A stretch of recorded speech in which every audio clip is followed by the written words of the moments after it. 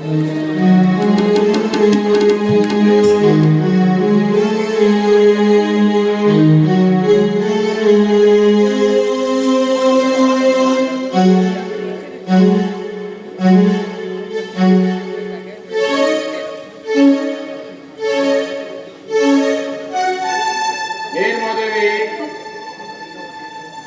ದೀರ್ಘವಾಗಿ ವಿಚಾರ ಮಾಡ್ತಾ ಇರೋ ಹಾಗಿದೆ.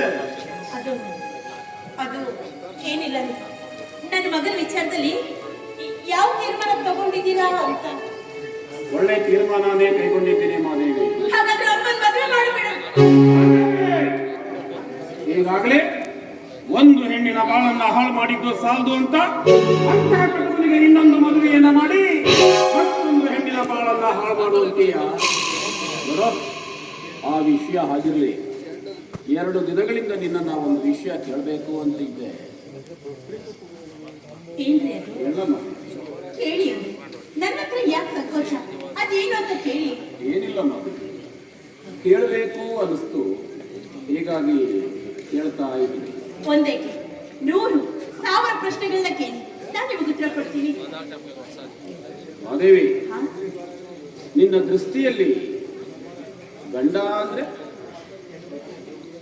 ನನಗೆ ತಾಳಿ ಕಟ್ಟಿದ ದೇವರು, ನನ್ನ ಆರಾಧ್ಯ ದೈವ. ಗಂಡ ಅಂದ್ರೆ ದೇವರ ಮಾತನ್ನ ಪಾಲಿಸಬೇಕಾದದ್ದು ಸತ್ಯಾದವಳ ಧರ್ಮಾದವಳ ಕರ್ತವ್ಯ. ನಿನಗೆ ಮಾಂಗಲ್ಯ ಕಟ್ಟಿದ ಗಂಡ ಅಂದ್ರೆ ನಿನ್ನ ದೇವರು, ದೇವರ ಮಾತನ್ನ ಪಾಲಿಸಬೇಕಾದದ್ದು ಸತ್ಯಾದವಳ ಕರ್ತವ್ಯ. ಸರಿ, ಹಾಗಾದ್ರೆ ಮಾದೇವಿ, ನನ್ನದೊಂದು ಮಾತು ನಡೆಸ್ಕೊಡ್ತೀಯ? ಒಂದೇಕೆ 100 ಮಾತು ಕೇಳಿ, ಖಂಡಿತವಾಗ್ಲೂ ನಡೆಸ್ಕೊಡ್ತೀನಿ. ನಡೆಸ್ಕೊಡ್ತೀಯ ತಾನೆ? ನಡೆಸ್ಕೊಡ್ತೀನಿ. ನೋಡೋ ಮಾದೇವಿ, ಮಾತು ಕೇಳ್ತಾ ಇದ್ದೀನಿ, ಖಂಡಿತವಾಗಿಯೂ ನಡೆಸ್ಕೊಡ್ತೀಯ ತಾನೆ? ಯಾಕೆ ನಿಮಗೆ ನನ್ನ ಮೇಲೆ ಸಂದೇಹನ? ಹೆತ್ತವರ ಮೇಲೆ ಆಣೆ ಮಾಡಿ ಹೇಳ್ತೀನಿ, ನಿಮಗೆ ಕೊಡುವ ಮಾತನ್ನ ನಡೆಸಿಕೊಡ್ತೀನಿ ಅಂತ ನಿಮ್ಮ ಪಾದ ಮುಟ್ಟಿ ಪ್ರಮಾಣ ಮಾಡ್ತೀನಿ. ಹಾಗಾದ್ರೆ ನನಗೆ ಮಗ ಬೇಕು, ಮಾಂಗಲ್ಯ ಬೇಕು? ನೀವು ನನ್ನ ಮಗ, ನನ್ನೆರಡು ಕಣ್ಣುಗಳಿದ್ದ ಹಾಗೆ. ನನಗೆ ಉತ್ತರ ಬೇಕು ಅಷ್ಟೇ. ಮಗ ಬೇಕು, ಮಾಂಗಲ್ಯ ಬೇಕು? ನೀವು ನನ್ನ ಮಗ, ನನ್ನೆರಡು ಕಣ್ಗಳಿದ್ದಾಗೆ. 2 ಕಣ್ಗಳಲ್ಲಿ ನಿನಗೆ ಯಾವ ಕಣ್ಣ ಬೇಕು ಅಂತ ಕೇಳಿದ್ರೆ ನಾನೇನು ಉತ್ತರ ಹೇಳಿ? ನೋಡುವ ದೇವಿ, ಒಮ್ಮೊಮ್ಮೆ ಭಗವಂತ ಜೀವನದಲ್ಲಿ ಕೈ ಕೊಟ್ಟ ಅಂದ್ರೆ ಒಂದೇ ಕಣ್ಣಿನಿಂದ ಬದುಕಬೇಕಾಗುತ್ತೆ. ನೋಡು, ನಾನು ಕೇಳಿದ ಪ್ರಶ್ನೆಗೆ ವಿಮರ್ಶೆಯ ಅವಶ್ಯಕತೆ ಇಲ್ಲ, ಉತ್ತರ ಬೇಕು ಅಷ್ಟೇ. ಮಗ ಬೇಕು, ಮಾಂಗಲ್ಯ ಬೇಕು? ಸ್ವಾಮಿ, ನಾನು ಸತ್ಯ ಸ್ಥಾನದಲ್ಲಿ ನಿಂತು ನಿಮಗೊಂದು ಮಾತು ಹೇಳ್ತೀನಿ. ನನಗೆ ಮಗ ಹೋದರೂ ಮಾಂಗಲ್ಯ ಬೇಕು. ಮಗ ಹೋದರೂ ಮಾಂಗಲ್ಯ ಬೇಕು.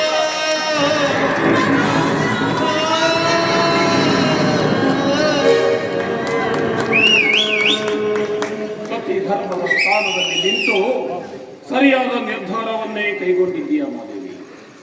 ಮಗ ಹೋದ್ರು ಮಾಂಗಲ್ಯ ಬೇಕು ತಾನೆ? ಹಾಗಾದ್ರೆ ಸ್ವಾಮಿ,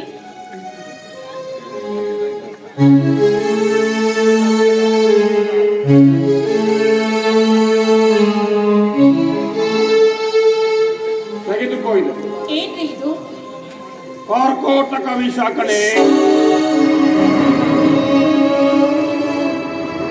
ನನಗೆ ಯಾಕೆ ಕೊಡ್ತಾ ಇದ್ದೀರಾ ನೀವು? ಈಗ ತಾನೇ ನೀನೇ ಹೇಳಿದೆಯಲ್ಲ, ನಿನಗೆ ಮಗ ಹೋದರೂ ಮಾಂಗಲ್ಯ ಬೇಕು. ನಿನ್ನ ಕೊರಳಿನಲ್ಲಿ ಕಟ್ಟಿರುವ ಈ ನಿನ್ನ ಮಾಂಗಲ್ಯ ಶಾಶ್ವತವಾಗಿ ಉಳಿಬೇಕು ಅಂದ್ರೆ, ಈ ನಿನ್ನ ಗಂಡ ಬೆಟ್ಟಪ್ಪ ಬದುಕಬೇಕು ಅಂದ್ರೆ, ನಿನ್ನ ಪ್ರೀತಿಯನ್ನ ಬೆರೆಸಿ ನಿನ್ನ ಮಗನಿಗೆ ನೀನು ಹಾಲನ್ನ ಕುಡಿಯಲು ಕೊಡ್ತೀಯಲ್ಲ, ಇವತ್ತು ಆ ಹಾಲಿನಲ್ಲಿ ಈ ಕಾರ್ಕೋಟಕ ವಿಷವನ್ನ ಬೆರೆಸಿ ಕುಡಿಸಿ ಕೊಂದು ಬಿಡು.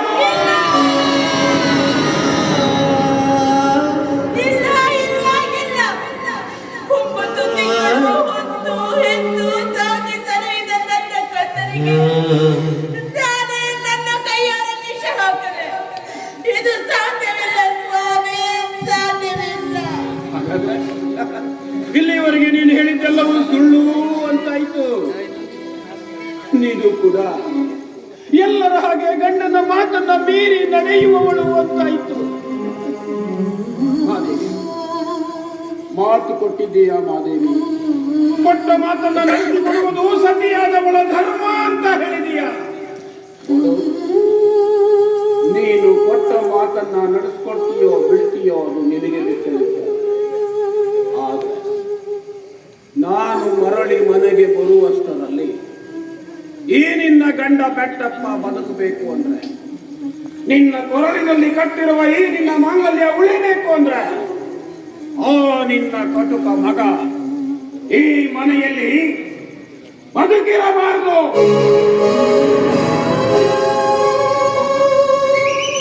ಒಂದು ವೇಳೆ ಆ ನಿನ್ನ ಮಗನ ಮೇಲೆ ಮಮಕಾರ ಹೆಚ್ಚಾಗಿ ಮಗನಿಗೆ ಕುಡಿಸುವ ವಿಷವನ್ನ ನೀನೇನಾದರೂ ಕುಡಿದಿದೆಯಾದರೆ ನಿನಗೆ ನನ್ನ ಆಣೆ ಇದೆ. ನಿರ್ಧಾರ ನಿಂದು. ನಿನಗೆ ಮಗ ಬೇಕೋ ಮಾಂಗಲ್ಯ